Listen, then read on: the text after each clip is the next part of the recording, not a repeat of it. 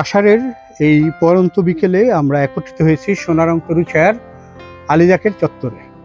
আজ আমাদের একজন পরম শুভানুধ্যায়ী, আমাদের কাজিনস ক্রিয়েশনের একজন সদস্য শামসুন নাহার রত্নার জন্মদিন।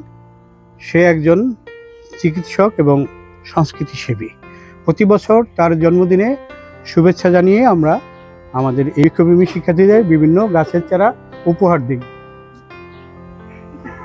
রত্না আন্টিকে আমাদের পক্ষ থেকে অনেক অনেক শুভেচ্ছা।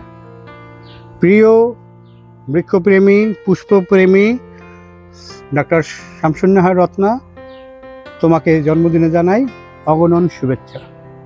তোমার আরও সাফল্যময় সুস্থ জীবন কামনা করছি। ধন্যবাদ সবাইকে।